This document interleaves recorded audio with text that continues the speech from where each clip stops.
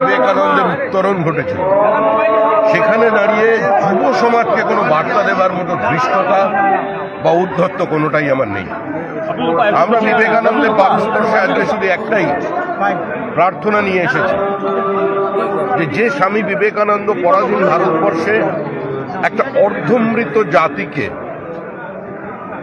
পুনর্জাগরণের পথ দেখিয়েছিলেন, যিনি ভারতীয় অস্মিতা, ভারতীয় সংস্কৃতি, ভারতীয় প্রাচীন ঐতিহ্যশালী একটা জ্ঞানের বহমানতাকে পৃথিবীর সামনে তুলে ধরেছিলেন।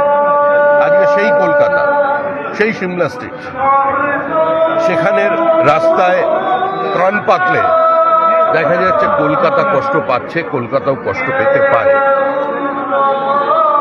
রামকৃষ্ণ পরমহংসদেবের সামাজিক বহুত্ববাদ, যা ভারতীয় সংস্কৃতি বা ঔপনিষদিক চিন্তাধারার প্রতিধ্বনি, আজকে সেই পশ্চিমবঙ্গে মানুষের মত প্রকাশের অধিকারগুলো বাজেয়াপ্ত হয়েছে, প্রত্যেকটি মৌলিক অধিকার পদদলিত হয়েছে, মেধা পরাজিত হয়ে গেছে সীমাহীন দুর্নীতির কাছে। এই আধিপত্যবাদের বিরুদ্ধে, এই প্রতি ক্ষেত্রে রাজনৈতিক হস্তক্ষেপ, একাধিপত্য প্রতিষ্ঠা, সংবিধানকে খুন করার যে প্রচেষ্টা চলেছে, আজকে তার বাইরে বেরিয়ে আসতে হবে। স্বামী বিবেকানন্দ বলেছেন, গর্ব করে বলো আমি হিন্দু। আজকে সেটাই চ্যালেঞ্জ হচ্ছে রাজ্যে।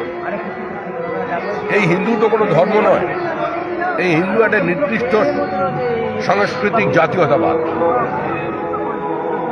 আজকে বন্দে মাতরমের শ্রাদ্ধ শতবর্ষ পালিত হচ্ছে সারা দেশে, তার সঙ্গে সারা দেশে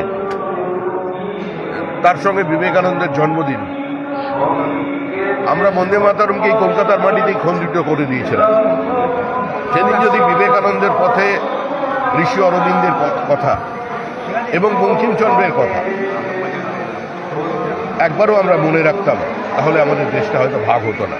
আজকে পুনরায় আমাদের সমাজ, আমাদের মেধা, আমাদের অধিকার, আমাদের কর্মসংস্থানের দাবি আজকে প্রশ্নচিহ্নের মুখে। আজকে সেখানে দাঁড়িয়ে আজকে এই দুর্নীতি, ভ্রষ্টাচার এবং লুটেরাদের বিরুদ্ধে যুব সমাজকে সংগঠিত